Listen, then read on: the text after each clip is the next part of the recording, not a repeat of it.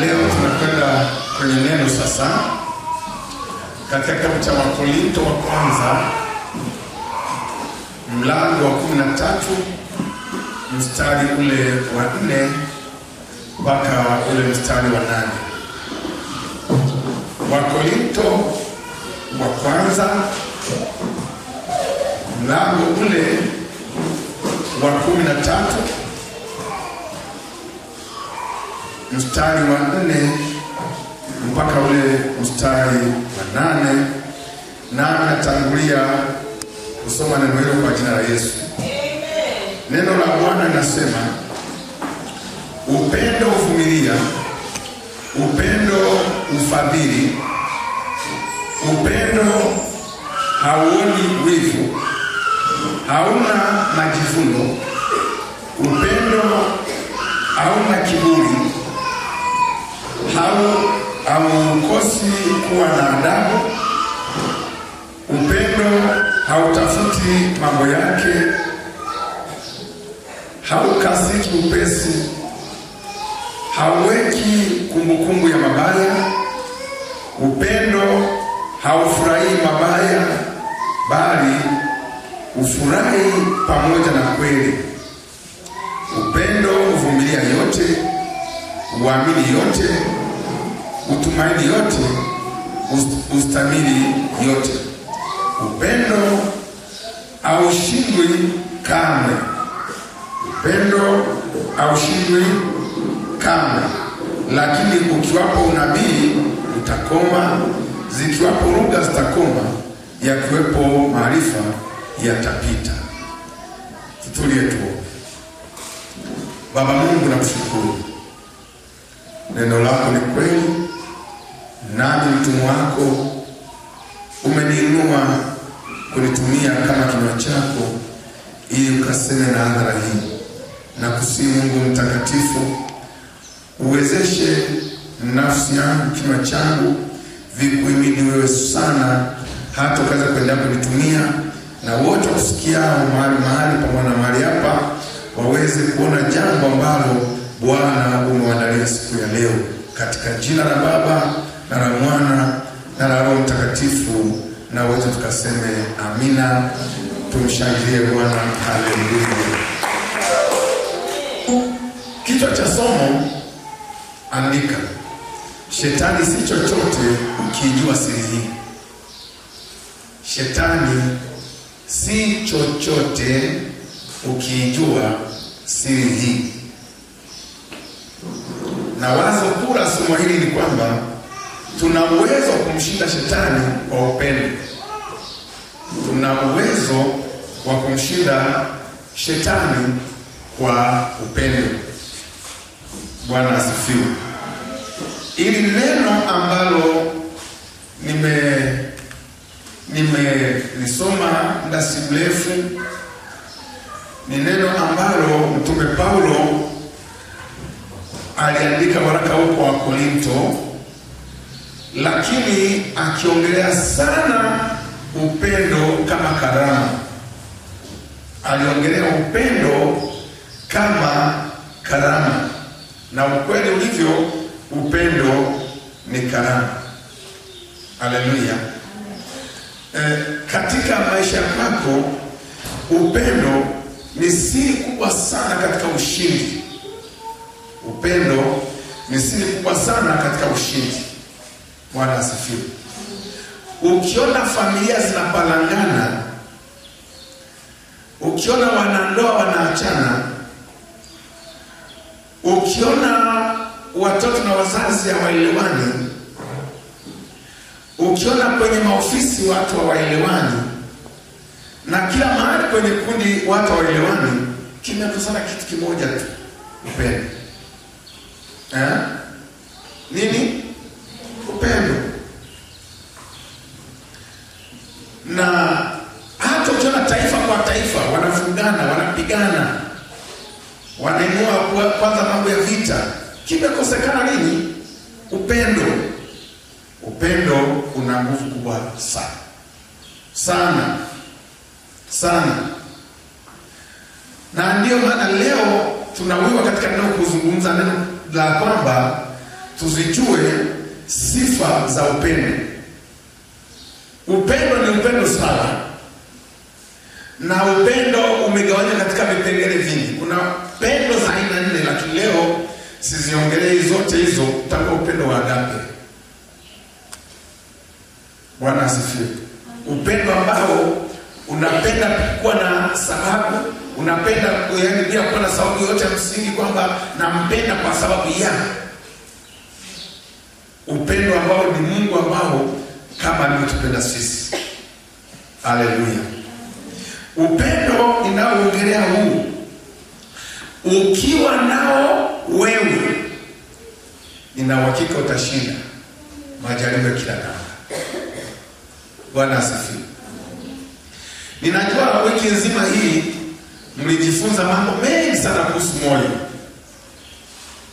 kwamba moyo ulioharibika, moyo uliokwazika, moyo wenye manunguniko, moyo ambao una shida, unaambukiza mwili na kuleta matatizo.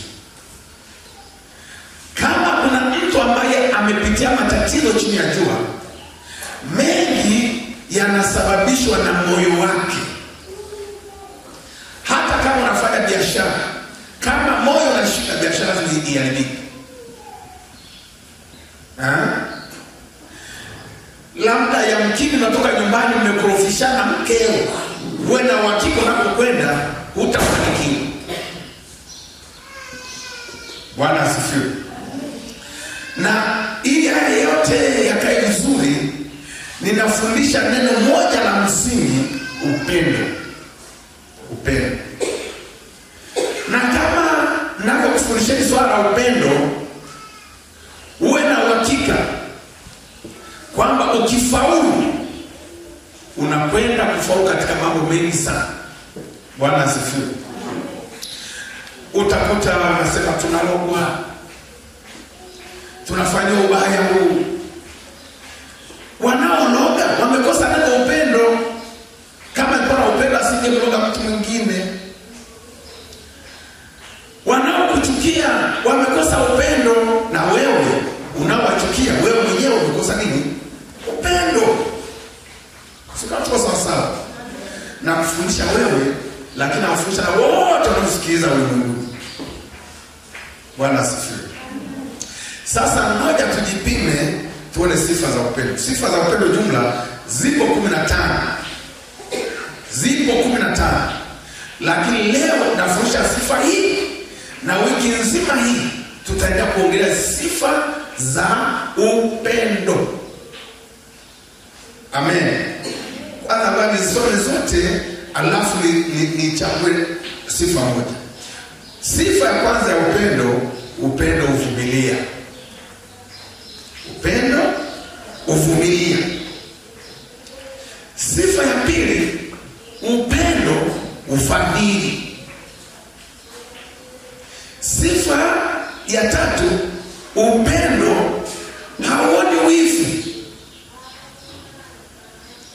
Sifa ya nne, upendo hauna majivuno. Sifa ya tano, upendo hauna kiburi.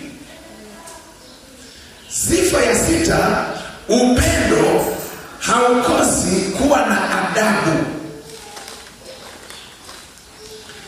Sifa ya saba, upendo hautafuti mambo yake. Sifa ya nane, upendo haukasiriki upesi. Sifa ya tisa, upendo hauweki kumbukumbu ya mabaya. Sifa ya 10, upendo ufurahi pamoja na kweli. Sifa ya 11, upendo uvumilia yote. Sifa ya 12, upendo uamini yote. Bwana asifiwe. Neno nasema, ni nani aliyeamini ujumbe wetu, na mkono wa Bwana umefundishwa kwa nani? Umefunuliwa kwa nani? Alikuwa mbele yake kama mche mweroro na kama mzizi katika nchi kavu. Hakuwa na uzuri wala utukufu wa kuvuta kwake. Hakuwa na chochote katika kuonekana kwake cha kutufanya tumwamini. Alidharauliwa na kukataliwa na wanadamu, mtu wa huzuni nyingi, ajuaye mateso, kama mtu ambaye watu mficha nyuso zao. Alidharauliwa wala hatukumhesabu kuwa kitu. Hakika aliuchukua udhaifu wetu na kujitwika huzuni zetu. Hata hivyo tulifikiri amepigwa na Mungu, amepigwa sana naye na kuteswa. Lakini alitobolewa kwa ajili ya makosa yetu, alichubuliwa kwa maovu yetu. Adhabu iliyotuletea sisi amani ilikuwa juu yake, na kwa majeraha yake sisi tumepona. Sisi sote kama kondoo tumepotea, kila mmoja wetu amegeukia njia yake mwenyewe, naye Bwana aliweka juu yake maovu yetu sisi sote. Alionewa na kuteswa, hata hivyo akufungua kinywa chake. Aliongozwa kama mwanakondoo apelekwaye machinjoni. Kama vile kondoo anyamazavyo mbele ya amkataye manyoya, hivyo hakufungua kinywa chake. Kwa kukamatwa na hukumu aliondolewa. Ni nani atakayeweza kueleza kuhusu kizazi chake? Kwa maana alikatiliwa mbali na nchi ya walio hai, alipigwa kwa ajili ya makosa ya watu wangu. Bwana asifiwe. Kumbuka nazungumza juu ya swala la upendo uvumilia yote. Bwana wetu Yesu Kristo, ili anikomboe mimi na kukomboe wewe, alivumilia haya yote. Na ukweli ni kwamba Yesu Kristo alikuwa ni mwanadamu 100% na alikuwa ni Mungu 100%. Na kwa nini Yesu alikuja kuingia kwenye gharama kama hii? Aligundua kwamba Mungu alishatuchoka wanadamu. Ukisoma katika kitabu cha Mwanzo mlango wa 6, Mungu alikuwa ameamua kwamba nitawakatilia mbali watu wote, wanadamu na wanyama na kila kiumbe nilichokiumba kwa mikono yangu, kwa sababu mwanadamu mawazo yake yote zote ni mabaya tu. Bwana asifiwe. Lakini Yesu akagundua kwamba hii hali itakayotupata itakuwa ni machukizo sana. Akaamua sasa aje duniani azibebe dhambi zetu kwa mateso ambayo aliteswa. Moja, alihukumiwa wakati anakosa, aliviakiwa, alitamkiwa kila neno baya unalojua wewe, lakini Yesu alivumilia. Akavumilia vipigo vya kila namna. Yesu alichapwa. Jamani, tunaposema Yesu alichapwa, hatusemi kitu nadharia. Yesu alichapwa kama mtu. Alichapwa kichapo kibaya sana. Aliteswa. Tunaposema aliteswa, mimi nashindwa kuelewa navyomfumuaga Yesu mbele ya kadamnasi. Kila navyoangalia sura, sioni sura ambayo inaona mateso ya Yesu ambayo aliyapitia. Naona wengi wanachukua kama Yesu ni nadharia fulani hivi, kama ni maneno ya kufikirika, kama labda hakikuwepo kitu cha namna hiyo. Lakini nikwambie ukweli, Yesu tunayemhubiri huyu, laiti ungejua kilichompata kwa ajili yako, leo usingefanya masiara juu ya wokovu. Kijana mtanashati mwenye nguvu wa miaka 33 hivi na miezi kadhaa, anavuliwa nguo mbele za watu, anapigwa mpaka anavuja damu, analia kama mwanadamu mwingine yeyote kwa kupigwa. Wanaposema alichukuliwa na kuteswa, nyote mnajua, mkuki ulimchoma ubavuni, fimbo zilimchaza mpaka akachubuka, alitembezwa kama kilomita 45 hivi kwa miguu kwenda kuangwa msalabani. Sio kwamba walikompigia ndiko walikomwanga, hapana, alitembezwa kama kilomita 45 kwenda kwenye kuuliwa. Bwana Yesu asifiwe. Yote hayo aliyafanya, akayapitia mateso makubwa sana, mateso yasiokuwa na kipimo, mateso ambayo leo hii sijui uyalinganishe na nini. Hakuna gereza linalochapa hivi, hakuna maamuzi yanayotesa hivi.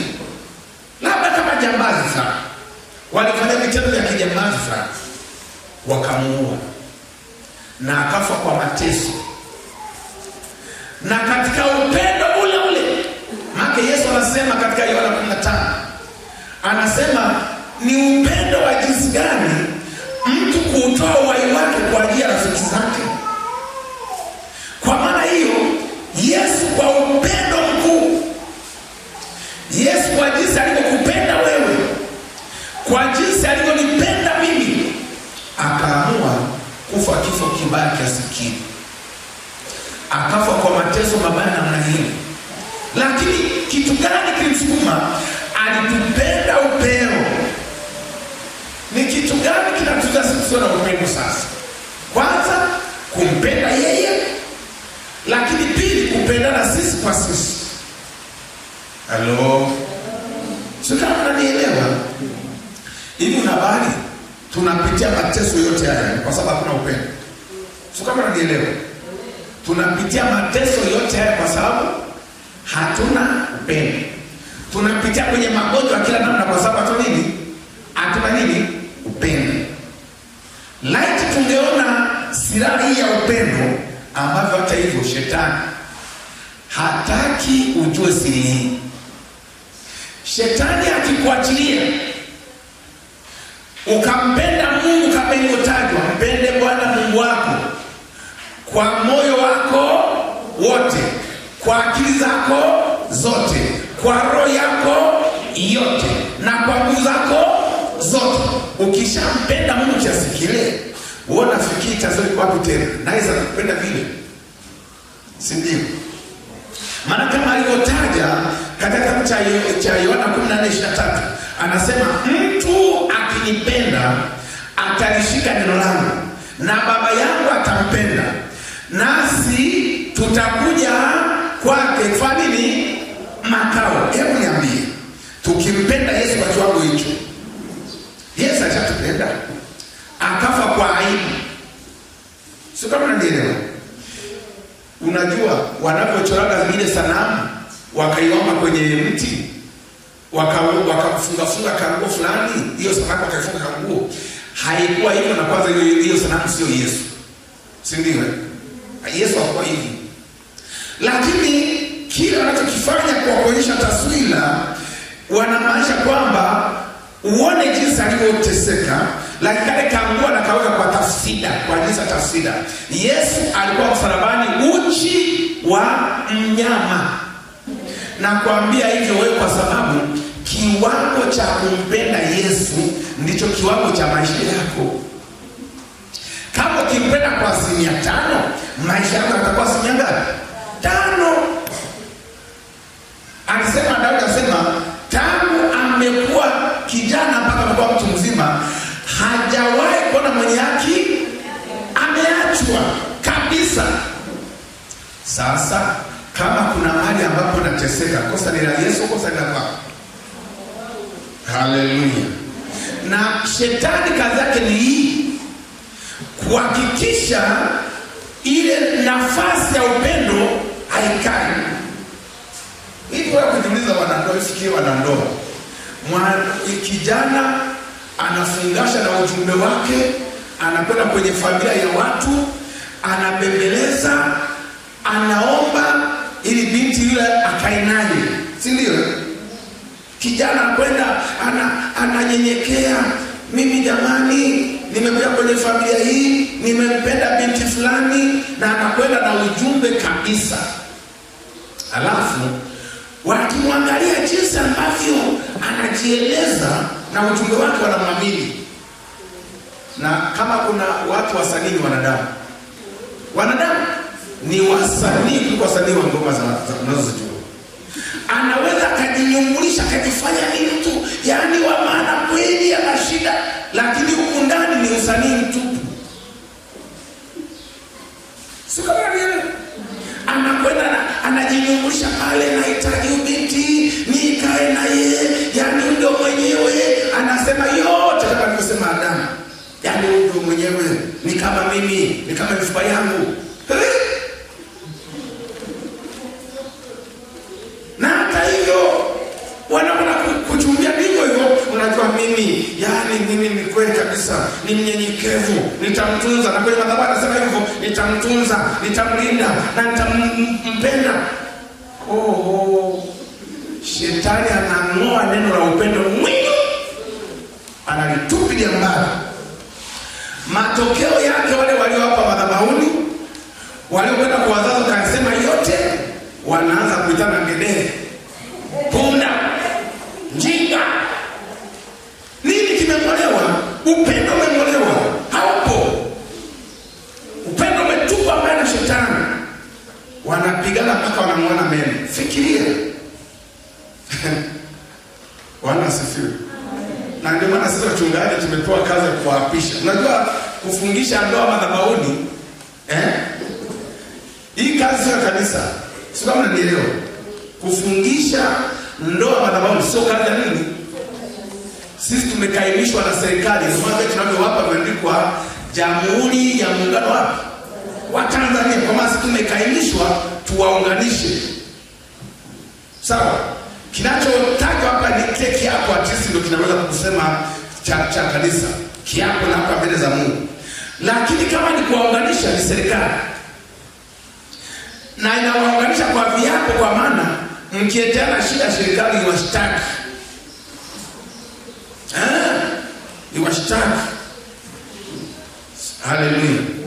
Lakini pamoja na serikali kuandaa utaratibu wa kutukaimisha sipoapishe na mkuu wa wilaya kuapisha, lakini bado viapo vinatenguliwa na kupigana kwa pale pale. Ule upendo haupo tena, kutiana hakupo tena, bado inabaki kudharauliana, kugombana, kupigana na mwisho kufukuzana. Mwanadamu ni msanii. Shetani ameng'oa upendo haupo. Leo hii ukiwaambia wanandoa kwamba Mungu ameleta neema, kwamba sasa mnaachana, viapo vimetemliwa, alafu muane upya, usiseme kwamba tutaweza. Wewe jiulize moyoni, utamrudia wewe?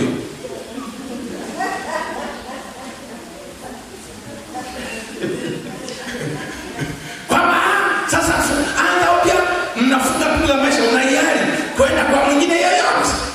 Sasa njoeni siku ijayo Jumapili, mtu wafundishe ndoa upya. Watu watatokomea. Watajokomea. Bwana asifiwe. Kwa nini? Shetani ameng'oa upendo.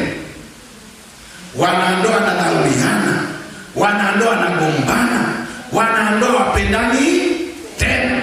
Na kuanzia kwa wanandoa sasa, mwanandoa aliyepoteza hekima hiyo nyumbani, hata huko ofisini hekima haiko tena hii. Akija ofisini anakuwa naye ameparanganyika hivyo. Anachukia ovyo. Akienda kwenye makundi mbovu amechukia. Lakini kwa sababu gani? Shetani aking'oa upendo amekuweza. Na alihubiri neno kwa sababu gani?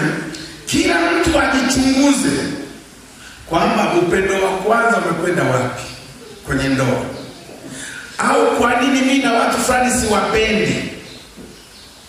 Hivi kwa nini vya ajabu?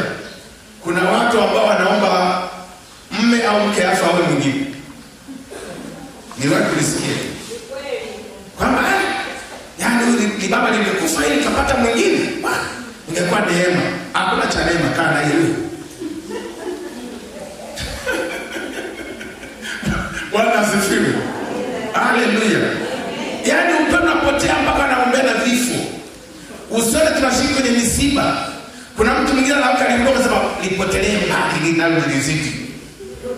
Wanafurahi kwamba kazi kwa huyo basi tumepata neema. Lakini kwa sababu gani? Upendo hamna. Hakuna upendo. Wewe fikiria shetani kwa mjinga. Upendo wa jinsi hata kwenye makanisa tuko sana. Upendo pia hamna. Unashangaa ni wapendwa lakini wamechukiana. Wanasali pamoja wamenuniana. Hawaelewani. Kazi ya shetani ni kung'oa kile kitu ambacho ni cha msingi kwenye maisha ya wanadamu. Na kile cha msingi ni nini? Upendo. Na nihubiri neno sisi tukasirike? Hapana. Na nihubiri neno sasa, kila mmoja ajiombee kwa nafasi yake, arudi kwenye upendo uliopotea. Kama ni alimkera mpende. Kama kuna maadui mitaani, majirani wapende. Hivi unajua kuna majirani ambao wasalimianaje? Wanapishana ni jirani. Wanapanga nyumba moja. Wanakaa jirani mahali kwenye wanakoishi. Lakini asubuhi mtu amemnunia mwenzake na mwingine afika mahali akiona mwenzake anakuja yeye anatafuta njia ya kupenyua. Apenya hadi upande mwingine ambako yule wasekutana naye. Sasa tunaposema tunampenda Yesu aliyevumilia yote, sikatai kwamba tumekosana, tumechukiana, ni kweli, tumekoseana hili na lile kweli, lakini hakuna neema ya msamaha kumsamehe mkosea. Mimi kwa taarifa yako neema ni nani? Ukio kanikuta ofisini nakwambia jinsi gani nimeshinda. Bwana asifiwe. Na huwa namuomba Mungu siku zote anisaidie nisije nikarudi ardhini nikiwa na kinyongo na mtu. Si kwa sababu ya pesa amenidhulumu, sio kwa sababu anifanyia nini. Wanasema hata ningekata mkono mmoja na mtu uliobakia utamsalimia. Sasa nielewa. Yesu anateswa, anaumizwa, anabezwa, anaaibishwa. Lakini bado dakika ya mwisho kabla hajakata roho akisemaje? Baba, naomba uwasamehe hawa. Kwa nini? Hawajui wanitendalo. Kweli? Wale jamaa na madeni marefu. Naomba mkoa namna ile. Hawajui wanitendalo mataila ya namna gani. Sio mataila. Walikuwa wanajua wanitendalo. Lakini Yesu aliwasamehe. Na mimi hapa nataka kumaliza ujumbe wangu. Ninakuomba sana mwana wa Mungu. Kama kuna mtu ambaye umemchukia kwa sababu yoyote, kama kuna mtu ambaye ujisikii vizuri kumwona mbele yako, ninaomba kumsamehe. Usimhesabie mtu adui. Hata kama alikufanyia chochote ambacho kimekukera kiasi gani, usiweke uadui ndani. Kama unaweka uadui, unajitengenezea maisha mabaya wewe. Kwani katika kitabu cha Luka mlango wa 6 mstari wa 27 anasemaje? Lakini nawaambia ninyi mnaosikia, wapende nani? Adui zenu. Nikwambia hata wewe unayemchukia mtu kwa sababu yoyote, unajizuilia baraka zako. Una sababu ya kumnunia mtu, una sababu ya kumchukia mtu kwa jinsi ya lugha yoyote. Furahi na wote, wapende wote. Ndio maana sifa za upendo hazipungui neno wakati wote. Kwa hiyo tumezungumza kipindi kimoja cha kuvumilia, Bwana wetu Yesu Kristo alivumilia mateso yote kwa jinsi zote, na sisi ambao tunamfuata Yesu, hebu tuwe hivi.